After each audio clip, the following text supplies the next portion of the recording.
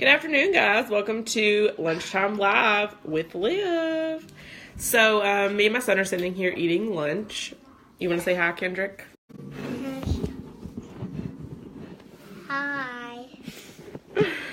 But anyway, so we're sitting here eating lunch, and I was just talking to him about healthy foods because today I made him some Annie's organic macaroni because I swear the kid would eat macaroni and cheese every single day if I let him. Gee, if that doesn't sound like my child, I don't know what does. And then, I was eating something different from him. Stop. I was eating something different from him because I didn't want to eat. I'm trying to get rid of dairy, and I'm limiting the amount of meat that I eat. So I was eating something different from him, and he started questioning about that. And so it just got me started thinking about something because I was scrolling through Instagram, and I was looking at photos of people that had lost a lot of weight, and they had to have the surgery to remove their skin. Kendrick, be quiet.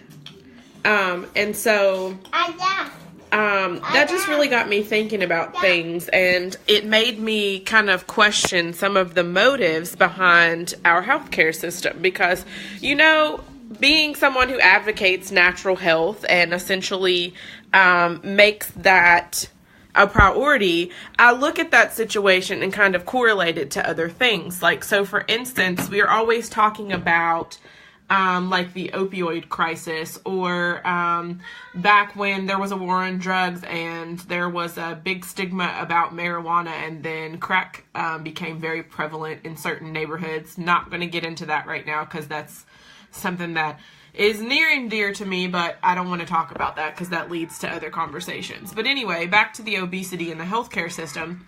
So if you think about it, the foods that you're fed, especially like GMOs and chemicals and processes and different things that are happening, that actually contributes to the obesity problem in the U.S. because we can't process the chemicals and the processed food that we're putting in our body. It actually makes you gain additional weight, and so does candida overgrowth.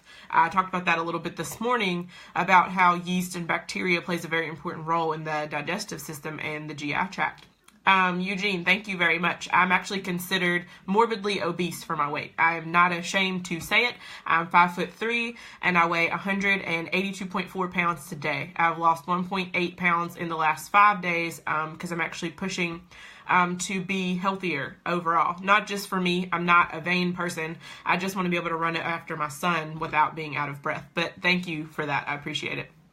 But back to obesity in the healthcare system, it started making me think about things and how we get stuck on medications. And then those medications end up telling you, oh, okay, here's this side effect for this, or you're on this medication, so now we need to take this medication in order to take care of the side effect that you get from that medication.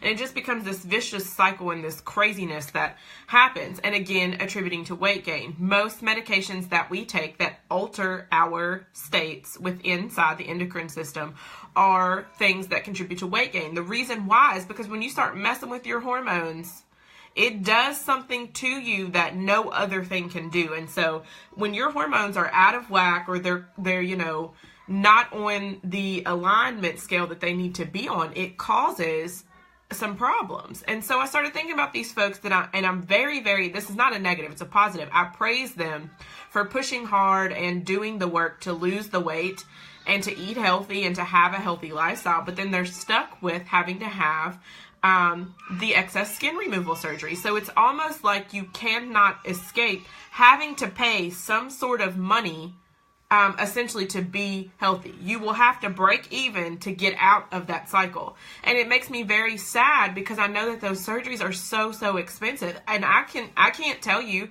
that I wouldn't have to have it too. I've been through childbirth and carrying a baby, and I've been overweight for quite some time. And so I can't tell you that I wouldn't have to have those surgeries, and they're upwards of $15,000 or more. And to me, it's just insane that there aren't other alternatives out there for people to be able to afford those things. And it just got me thinking on all of the things that happen in the vicious circle that just goes again and again and again and again and again. And yes, I advocate eating healthy. I advocate taking supplements. I advocate, exercise, drinking lots of water. And to some people, those things are foreign. And to some people, it's not that they don't want to or they can't. They just don't know how. They don't know where to start. They don't have a lifestyle in which that's been something that they're accustomed to. I wasn't. I grew up in Central West Virginia. It's country around here. We want gravy on everything. We cook everything in bacon fat, and we don't know any different. We're fine with life. And then 30 years down the road, we're sitting there having our friends pry the ice cream container out of our hand after we've been standing in front of the freezer digging in with a spoon because we don't know what else to do. I just never had a healthy relationship with food, and so it took me learning new lifestyle hacks, if you will, because, I had to kind of relearn how to eat and how to exercise and the amount of water to take. And if you're dealing with it head on, sometimes it's very, very overwhelming. But just know, I want to say this to you. I don't necessarily believe that it's necessarily all your fault if you're in that situation, because the food that we ingest sucks. The choices they give us suck. And so if someone didn't teach you, aside from the standard American diet, you wouldn't know that you needed to kind of go organic and filter GMOs out of your life and not eat dairy and limit your meat intake and check fats and balance macros. And you wouldn't know that if someone didn't tell you. And so this epidemic that we see in America, honestly, I blame our food industry, because they really have given us, sheep, pull the wool over the eyes, sheep kind of mentality, because we trust them. We believe that they're going to give us, certified, correct information. And it brings me to something that I saw yesterday on a totally different level. But just because something is a truth doesn't mean that it's a fact. And so I think that has happened a lot with the USDA and certain other things. And I'm not going to bash. I'm just going to say I believe there is a better way out there. And so if you're struggling with that today, just know there is a way out of the cycle. But it does take some work, and it takes a lot of patience and perseverance. So that's just my take on obesity in the healthcare systems these days. So I'm glad that I could come on and talk with you guys today. I'm going to go back and eat lunch. I think my son is getting mad that I had to leave the room, but he wouldn't be quiet in order for me to continue the video. So I will talk to you guys later this week. Have a great day. Happy Monday. Bye.